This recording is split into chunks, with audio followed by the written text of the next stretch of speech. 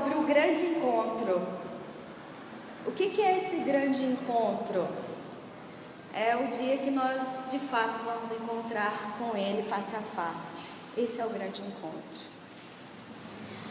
Toda pessoa cristã que tem Cristo, que vive Cristo, ela anseia por esse encontro. Mas tem um detalhe: a gente só pode encontrar com Ele lá se um dia tivermos encontrado com Ele aqui. Porque eu não posso encontrar uma pessoa que eu não conheço. Eu não posso encontrar uma pessoa que eu não sei quem é. Que expectativa que vai ter dentro do meu coração de encontrar alguém que eu nunca vi. E algo que ilustrou bem esse desejo. Quantos aqui assistiram aquele filme Crônicas de Nárnia, O Peregrino da Alvorada? No final, quando Aslan, ele mostra a cidade dele, e o Hip-Chip, aquele ratinho da espada, que ele fala assim, ele é o primeiro a falar: Aslan, posso ir? Aí Aslan fala: é isso mesmo que você quer? E ele deixa a espada dele. E no livro, o livro é um pouquinho diferente do que mostra o filme. No livro, o Hip-Chip, que é o ratinho, está com Lúcia e os outros personagens da Crônica de Nárnia num barquinho.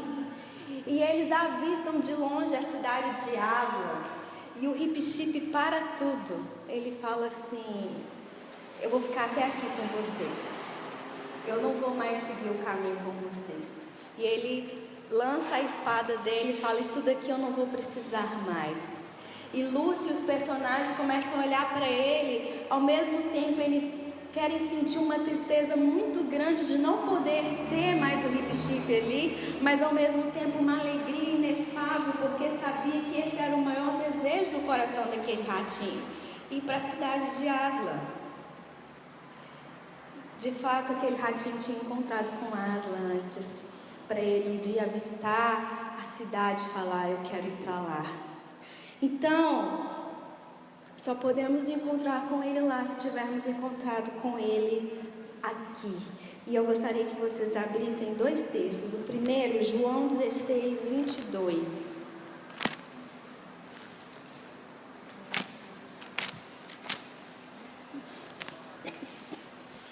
João 16, 22.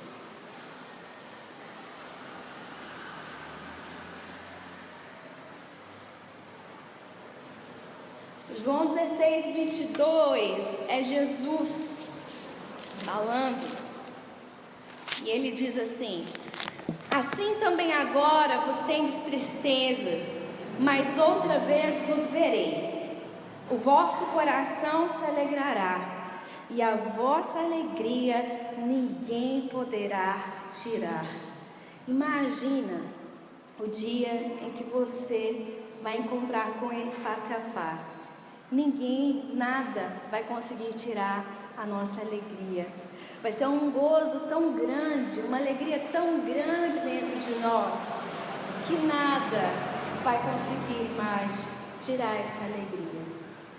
Porém, em Mateus 7, 13, Jesus, Ele nos traz uma palavra. E vamos aprofundar nessa passagem, que é a partir do versículo 13.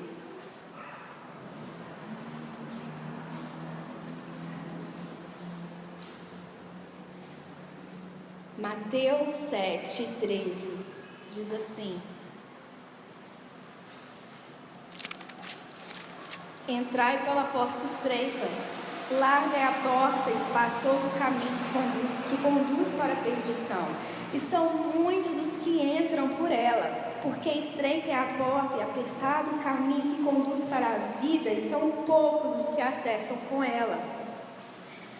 Acautelai-vos dos falsos profetas que se vos apresentam disfarçados em ovelhas, mas por dentro são lobos roubadores. Pelos seus frutos os conhecereis. Colhe-se porventura uvas nos espinheiros ou figos nos abrolhos? Assim toda árvore boa produz bons frutos, porém a árvore má produz frutos maus. Não pode a árvore boa produzir frutos maus, nem a árvore má produzir frutos bons, toda árvore que não produz bom fruto é cortada e lançada ao fogo. Assim, pois, pelos seus frutos os conhecereis. Nem todo que me diz Senhor, Senhor entrará no reino dos céus, mas aquele que faz a vontade do meu Pai que está nos céus. Muitos naquele dia hão de dizer-me: Senhor, Senhor, porventura não temos nós profetizado em teu nome? E em teu nome não expelimos demônios? E em teu nome não fizemos muitos milagres? Então lhes direi explicitamente: nunca vos conheci.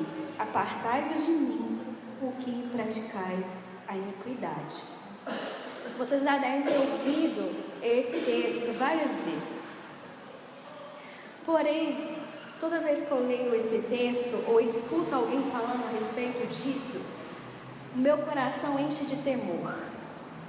Porque quando eu visualizo o dia que eu vou encontrar com Ele, ou Ele vai olhar nos meus olhos e vai dizer assim: amada minha, bendita do meu Pai, entre.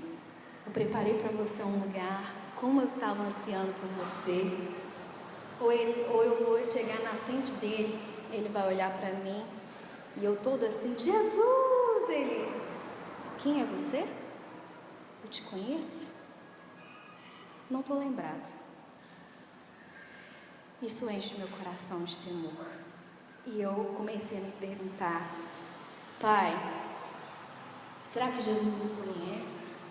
Será que se hoje eu for encontrar com Ele, Ele vai olhar para mim e vai de fato reconhecer quem eu sou? Ou Ele vai dizer: sinto muito, mas não sei quem você é? E eu quero focar nesse versículo 21. Nem todo que me diz Senhor, Senhor entrará no reino dos céus, mas aquele que faz a vontade do meu Pai que está nos céus. E aqui está a resposta de sermos conhecidos ou não por Ele. Quem é conhecido é aquele que faz a vontade do Pai. Não é aquele que faz o que o versículo 22 está discriminando, que é profetizar, expelir demônios, curar, pregar, cantar, tocar, enfim. Mas é aquele que faz a vontade do Pai. Aí eu fiquei me perguntando: então quem é que faz a vontade do Pai? Como que eu posso fazer a vontade do Pai? E aí, eu tinha lido um livro um dia, não sei quem já leu, de Calbart, que chama O Esboço de uma Dogmática. É um livro muito bom. E ele vai trabalhar uma coisa. Ele vai falar assim: sabe o que significa a nossa confissão de fé? Quando você fala assim: eu creio, que é o credo, eu creio em Deus. Quando a gente fala que nós cremos em Deus, consequentemente nós fazemos a vontade dele. Você sabe por quê? O eu creio está relacionado ao encontro com Ele. Não tem jeito de eu, Rebeca, falar que creio em Deus se eu não tive um encontro com Ele. Porque eu só posso crer em quem eu conheço. Eu creio em quem? Eu creio no quê? Então, essa confissão de fé, esse eu creio, está relacionado ao encontro com Ele.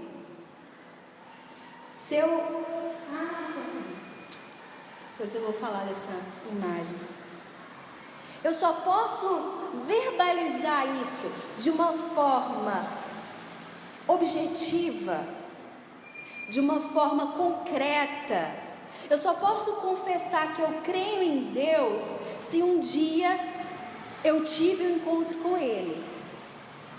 Mas eu posso também declarar isso de forma subjetiva, de boca para fora ou de achismo. Você crê em Deus? Creio, claro que eu creio em Deus. Como assim eu não creio em Deus? Mas faz a vontade do Pai? Não. Ixi, crê não. E ele vai trabalhar isso muito fundo. Vai trabalhar o que significa dentro de você falar o eu creio. O eu creio é uma dedicação exclusiva e intensa em tudo aquilo que você faz, pensa e sente. Você teve um encontro com Ele, e a partir desse momento que você vê, que você encontra, você vislumbra aquilo e fala: eu creio. E quando você crê, você faz a vontade dEle. Automaticamente você quer fazer a vontade dEle.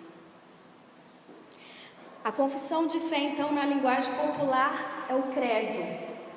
E dentro da fé cristã, trata-se dessa maneira decisiva, desse encontro. Então, não fazer a vontade do Pai, possivelmente, é o não crer. Ou, eu acho que eu creio, mas não sei se eu creio de verdade. O resultado disso é: você será um desconhecido para Ele. É duro ouvir isso, né? Mas foi Jesus que falou. Jesus que fala. Imagine alguém profetizar, expelir demônios, ressuscitar, curar, e ele olhar e falar: você fez tudo. Você fez tantas coisas, de menos a vontade do meu Pai. Você não creu em mim. Você não me conheceu de fato. E a nossa vida, ela só começa quando existe esse encontro. Por isso que eu coloquei essa imagem. Tá vendo que tem, quando aquele homem está caminhando, tem um antes e um após. A vida começou ali, começou a crescer, a grama. A partir de um encontro, é onde a nossa vida começa.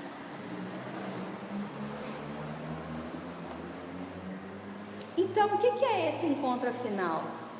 Se eu preciso ter um encontro com Ele, para eu de fato declarar minha confissão de fé, e crer, e fazer a vontade do Pai, e ser conhecido por Ele, o que significa esse encontro e o que é esse encontro?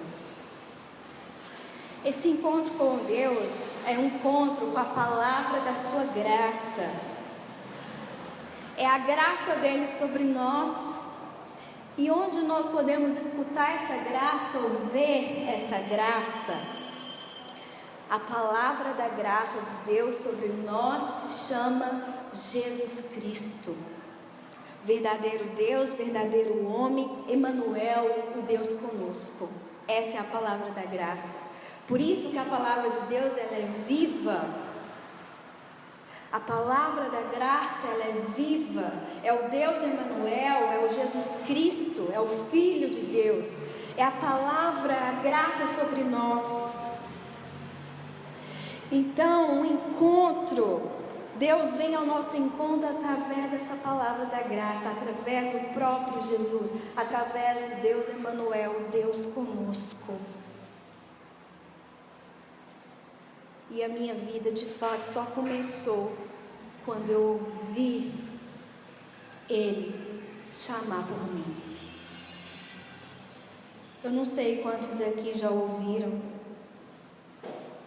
Não sei quantos aqui de fato creem. Mas eu me lembro do dia que Ele me chamou. Você lembra do dia do seu aniversário?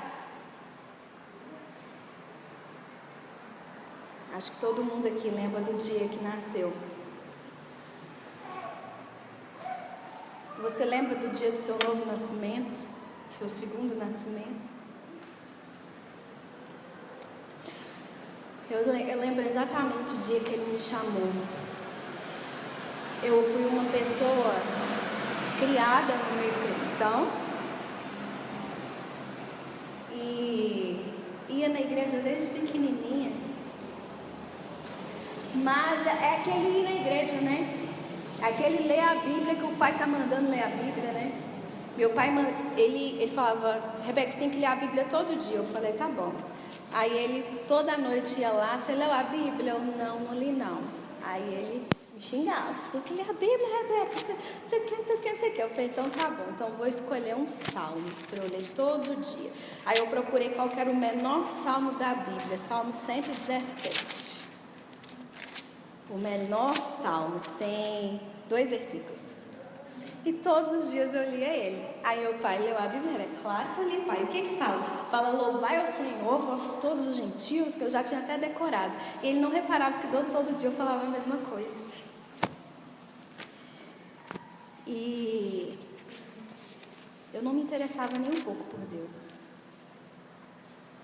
Por mais que eu tivesse nascido num lar cristão e ido à igreja várias vezes, a minha vida era os Backstreet Boys. E eu orava todos os dias à noite, Deus, perdoa a multidão dos meus pecados, que um dia eu quero ver os Backstreet Boys. Eu tinha 12 anos, 13 anos nessa época.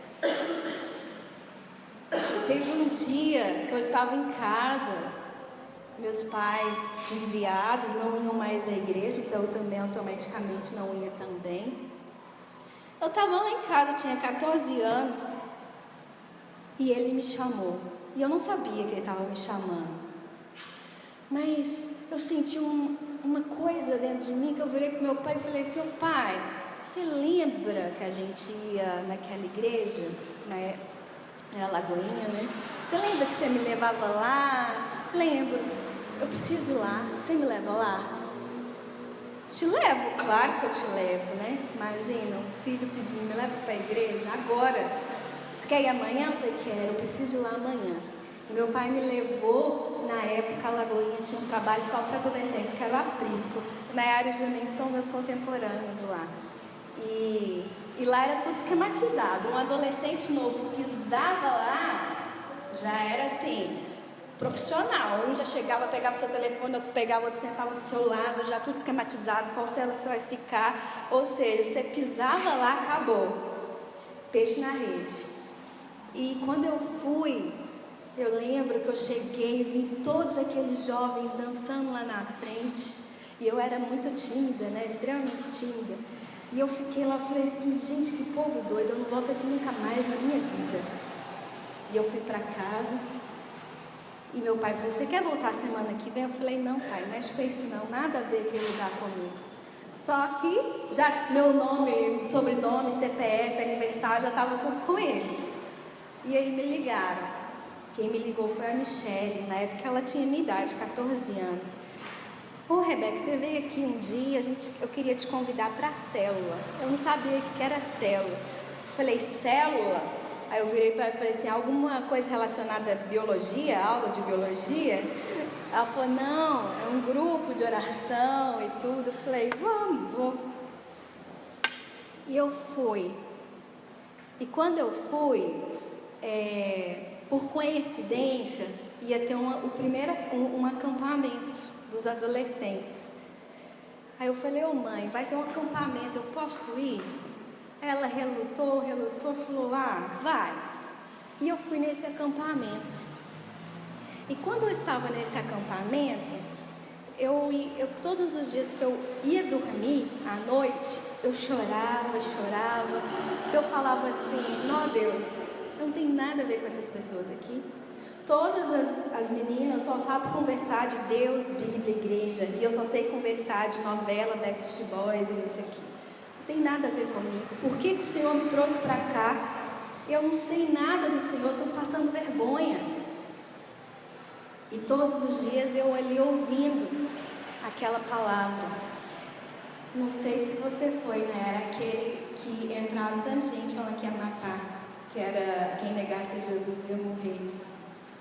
Teve uma brincadeira dessa, entrou tanta gente armado com capuz, falava assim, quem negar Jesus aqui, quem negar Jesus aqui vai sobreviver. E no final, no último dia, o pastor estava pregando, e ele virou e falou assim, quem quer trocar o mundo por Jesus e viver Jesus mesmo, vem aqui e ajoelha. E até então eu não sabia, mas ele já estava trabalhando no meu coração. Eu nem vi, eu já estava lá, ajoelhado. foi o dia que ele me encontrou. E quando eu levantei, eu já sabia que eu não era a mesma pessoa. E eu falava assim: aconteceu alguma coisa estranha comigo. Porque eu olhava no espelho, eu olhava os meus olhos estavam diferentes.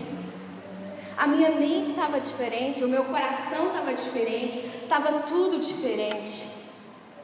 E quando eu voltei para casa e os meus pais me viram, eles falaram: Rebeca, o que aconteceu lá no acampamento? Eles queriam pagar todos os acampamentos do ano para mim. Vai em todos agora. E esse dia eu não esqueço. Foi dia 15 de outubro do ano 2000, a 12h31. Eu estava com um macacão jeans, com uma blusa branca, uma havaiana e uma buchinha amarela no cabelo. Foi o dia que ele me encontrou. Foi o dia que minha vida começou. Foi ali. Esse dia a minha vida começou de verdade. E eu olhei para mim, eu falei assim: pobre, cega e nu, sou totalmente dependente dele. Totalmente dependente dele. Você lembra desse dia? Esse dia é para ser lembrado, é para ser falado, é para ser comemorado. Toda vez que chega 15 de outubro eu falo: pai, mais um aniversário. É um dia de eu comemorar, é um dia de eu festejar, é o dia que realmente eu nasci e que eu encontrei com ele.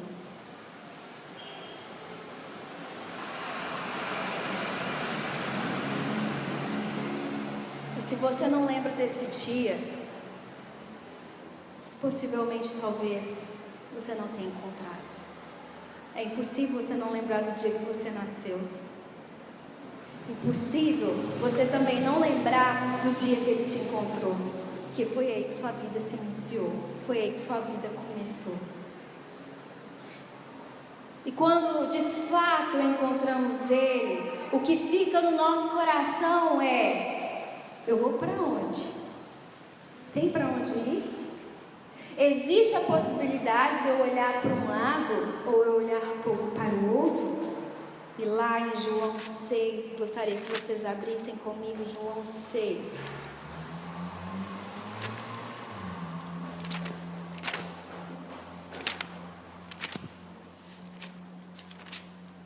João 6, 66.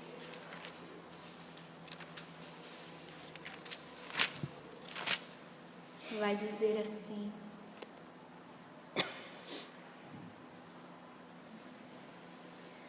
à vista disso, muitos dos seus discípulos o abandonaram e já não andavam com ele. Então perguntou Jesus aos 12: porventura, quereis também vós outros retirar-vos?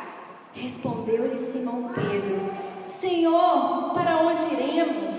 Tu tens as palavras de vida eterna, e nós temos crido e conhecido que tu és o Santo de Deus.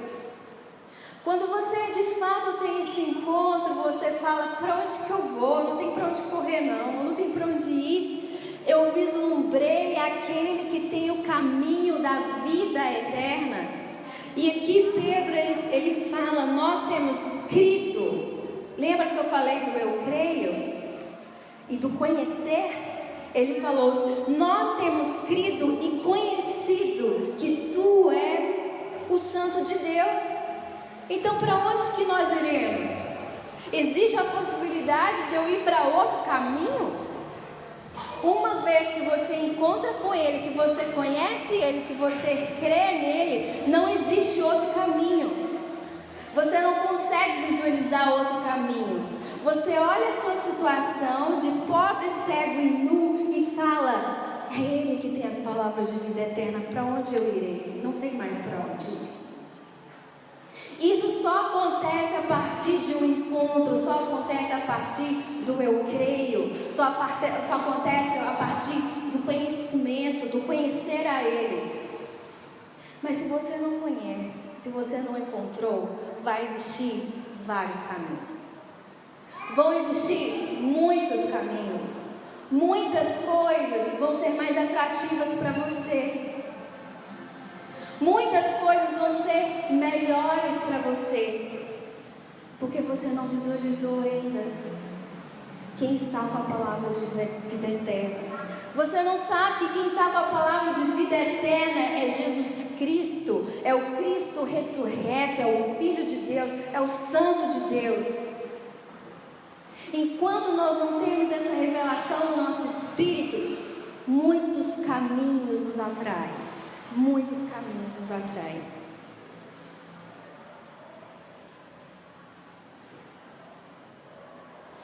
E eu quero lembrar de um encontro na Bíblia que vai ilustrar um pouco sobre isso, que está em Atos 9, que é a conversão do Saulo.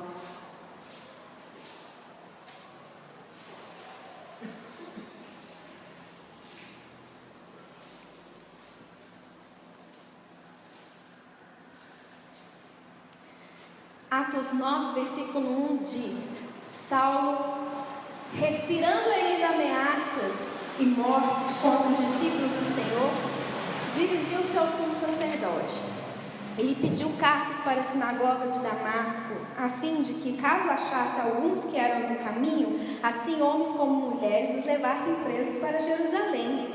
Seguindo ele estrada fora, ao aproximar-se de Damasco, subitamente uma luz do céu brilhou ao seu redor, e caindo por terra, ouviu uma voz que lhe dizia: Saulo, Saulo, por que me persegues? Ele perguntou: quem és tu, Senhor? E a resposta foi: eu sou Jesus, a quem tu persegues. Mas levanta-te e entra na cidade, onde te dirão o que te convém fazer. Os seus companheiros de viagem pararam, emudecidos, ouvindo a voz, não vendo contudo ninguém. Então se levantou Saulo da terra, e abrindo os olhos nada podia ver, e guiando-o pela mão, levaram-no para Damasco. Esteve 3 dias sem ver, durante os quais nada comeu e nem bebeu. Versículo 4. Quando Jesus chama ele: Saulo, acabou. Não preciso falar que Saulo se tornou Paulo e quem ele foi, o apóstolo, o escravo de Cristo. Ele falava: não sou apóstolo, não, eu sou escravo de Cristo, quero morrer por ele. Isso tudo foi mérito de Paulo, gente? Não, isso é exatamente o que o encontro faz conosco. Lembra que nos 2 últimos domingos, o David passou aqui para vocês o encontro da carreta? O que acontece quando uma carreta em alta velocidade vem ao nosso encontro? Nós nunca mais somos os mesmos. E Deus, Ele é muito mais poderoso do que uma carreta. Então como que nós podemos continuar os mesmos? É impossível, é impossível.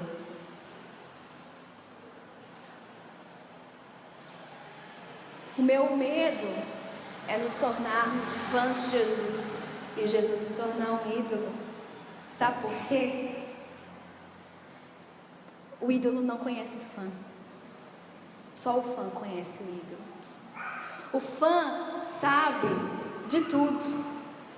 Sabe das cores favoritas, sabe do dia do aniversário, o que ele gosta de comer, sabe exatamente onde ele vai estar. Só. Mas o ídolo não conhece o fã. E sabe uma coisa engraçada? Você já reparou que a gente idolatra quem a gente não conhece? Quando conhece, perde a graça. Todo ídolo, né? Tá lá. Os Backstreet Boys eram ídolos, eles estavam lá. E eu imaginava quem eles eram. O ídolo é exatamente uma projeção, uma formação de uma imagem ou de algo que nós queremos, que nós projetamos. Então aquilo fica tão maravilhoso para a gente, tão maravilhoso, que a gente começa a idolatrar, idolatrar, idolatrar, idolatrar. Mas ele não sabe quem nós somos, o ídolo. E o meu medo é a gente idolatrar a Jesus no sentido de criar uma formatação de quem Jesus é. Não, o meu Jesus, ele é diferente. Eu sou fã dele. Será que eu estou preocupado em conhecer quem é Jesus ou eu estou preocupado em formar uma imagem de quem é Jesus dentro de mim?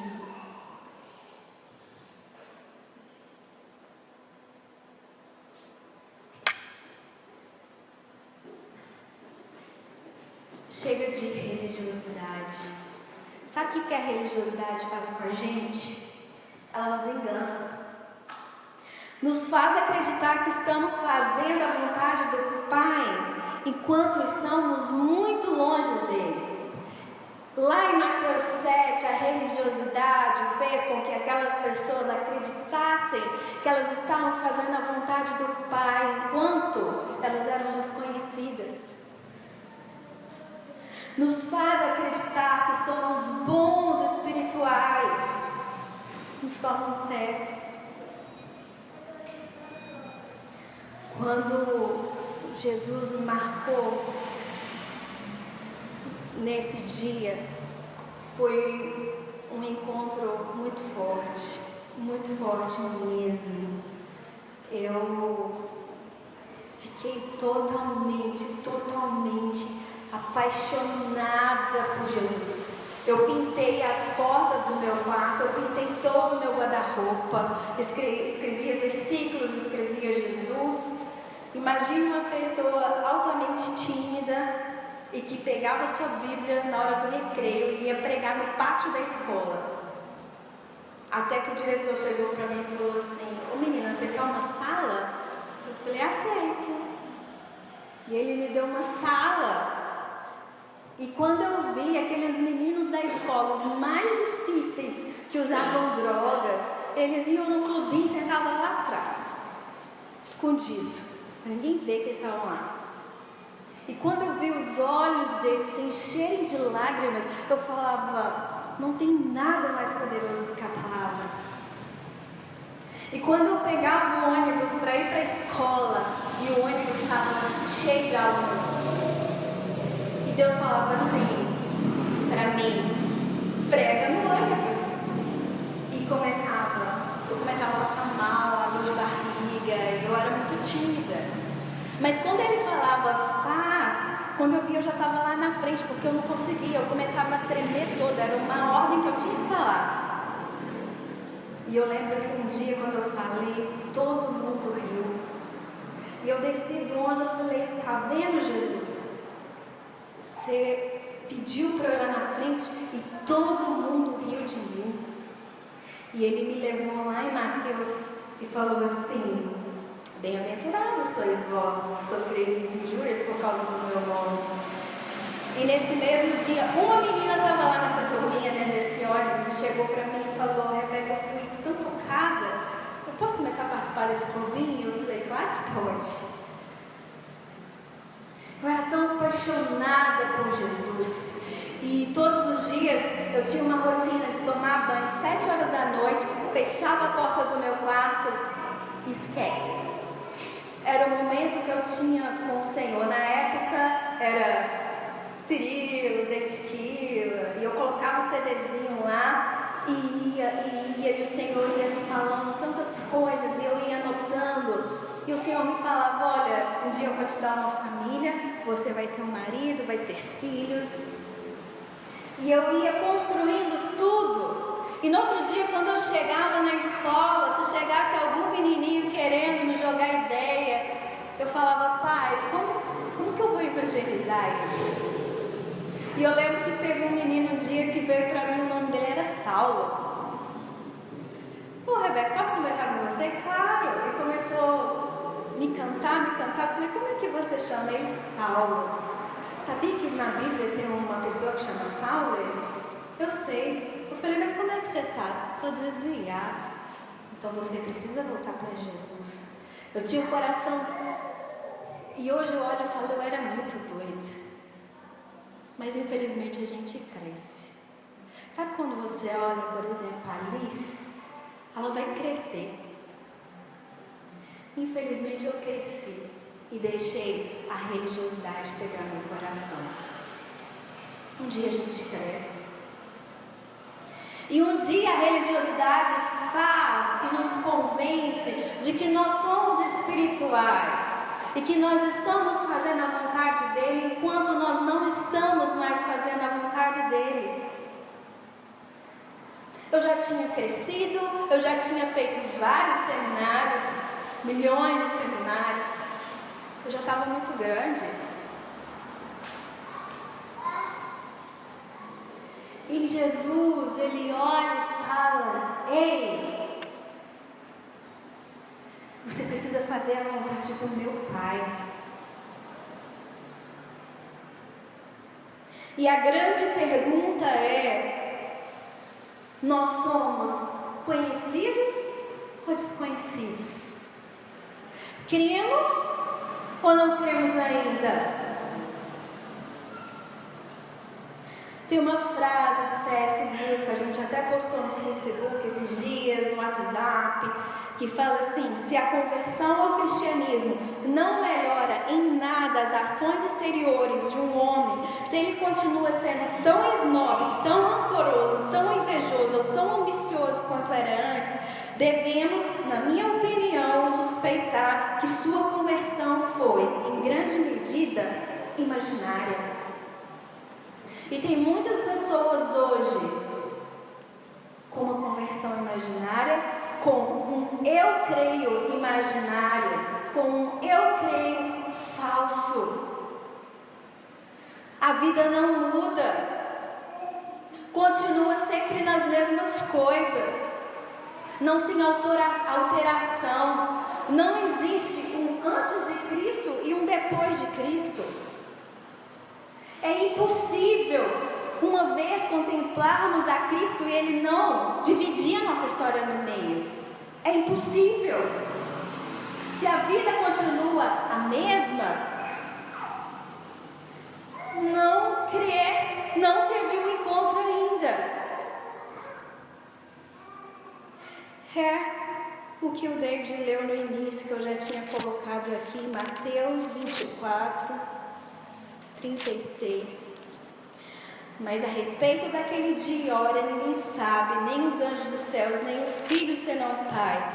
Pois assim como foi nos dias de Noé, também será a vinda do Filho do Homem.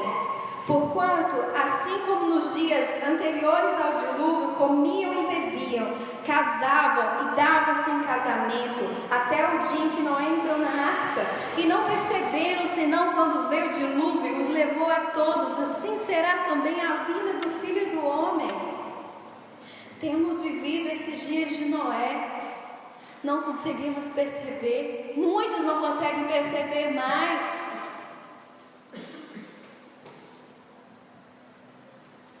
Tito 1,16. Tito 1,16 diz: no tocante a Deus professam conhecê-lo, entretanto o negam por suas obras. É por isso que são abomináveis, desobedientes e reprovados por toda boa obra. Não se deixe enganar. Ou é Cristo que governa a sua vida, ou é você mesmo que governa. Ou você vai fazer a vontade do Pai, ou você vai fazer a sua vontade.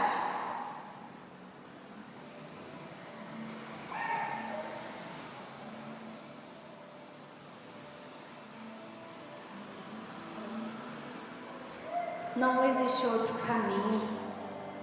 E se talvez você está aí pensando: será que eu creio? Ou será que minha conversão foi imaginária? Será que de fato eu fui marcado por esse Jesus Cristo? Por essa palavra da graça que me encontra, que divide a minha história, que me faz ser outra pessoa? Será que eu consigo reconhecer o meu estado de ser pobre, cego e nu e depender somente dele? Se você está se perguntando isso, aproveite essa manhã para ajoelhar no seu lugar e falar: Deus, tem misericórdia de mim, eu quero ser conhecido pelo Senhor. Se ainda eu estou vivendo uma conversão imaginária, ajuda-me, me encontre, chame o meu nome. Eu quero ouvir o Senhor chamar por mim. Feche os seus olhos.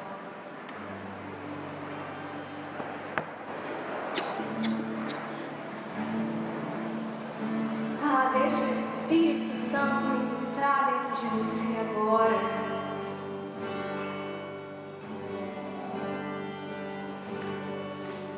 Deixa Ele sondar seu coração. Chama-se mais. Talvez eu não tenha voz.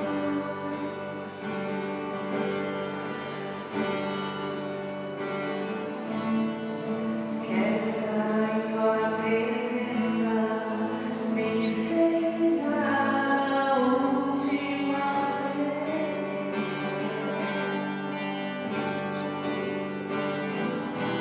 Se tiver que gritar, eu gritarei.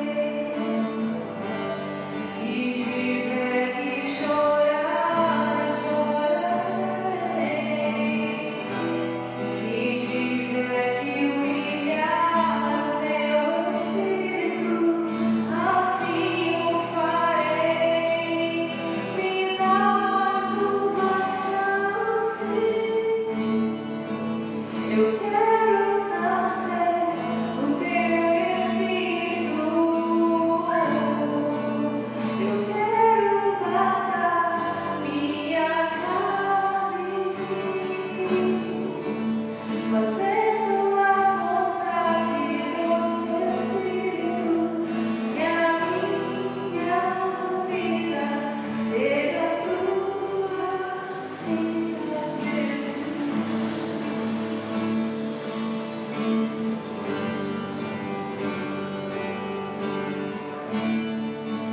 Uma chance igual a essa, talvez eu não tenha mais.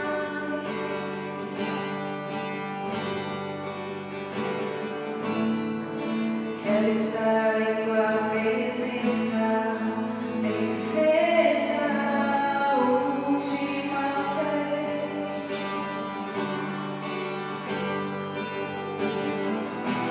Se tiver que gritar, eu gritarei. Se tiver que chorar, eu chorarei. Se tiver que humilhar o meu espírito, assim o farei. Me dá mais uma chance. Eu quero nascer no teu espírito. Eu quero matar minha carne, fazer tua vontade, doce Espírito. Que a minha vida seja a tua vida, Jesus. Eu quero nascer no teu espírito. Eu quero matar minha carne,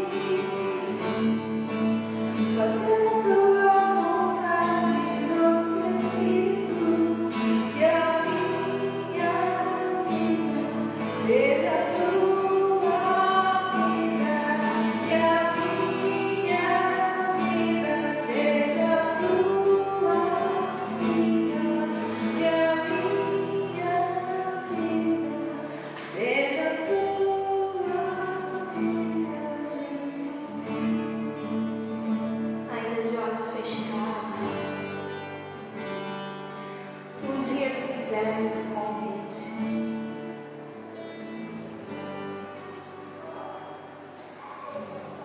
Foi a melhor escolha da minha vida. E talvez você precise desse convite também.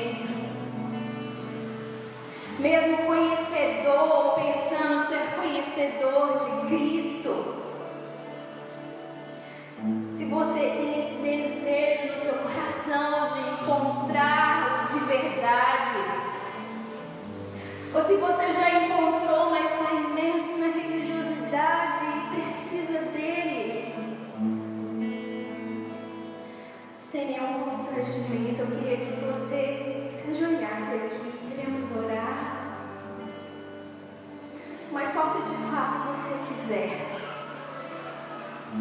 As oportunidades passam. Ele sonda os nossos corações, Ele sabe exatamente a quem precisa ter um encontro com Ele. Se você quer, sai do seu lugar, ajoelha aqui, fala para Ele: eu quero, Jesus, que o Senhor me encontre, eu quero que o Senhor chame por mim.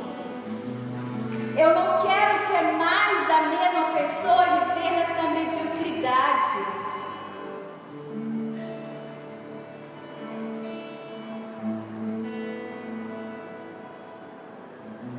É a nossa resposta para Ele.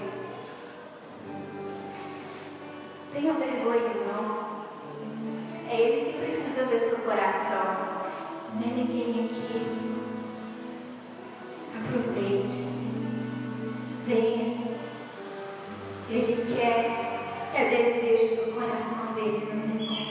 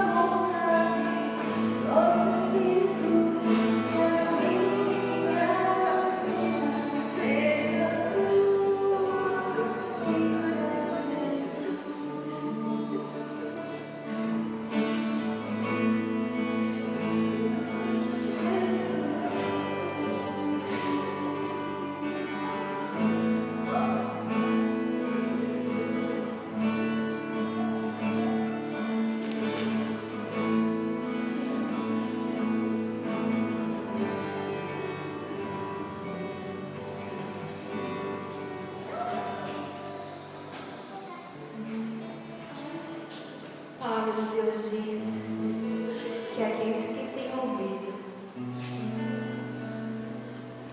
que escutem o que o Espírito de Deus está falando.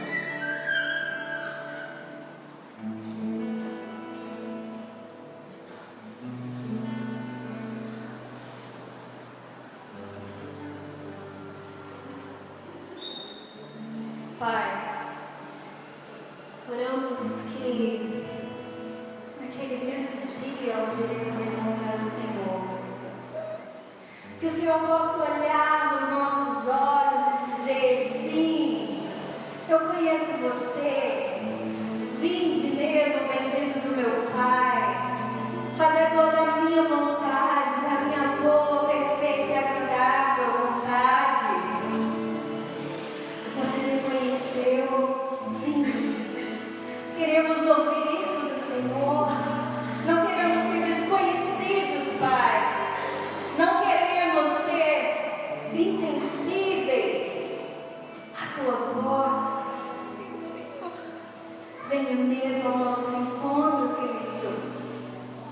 Pronuncie mesmo o nosso nome. Faça a nossa vida começar de novo. Em nome de Jesus. Em nome de Jesus.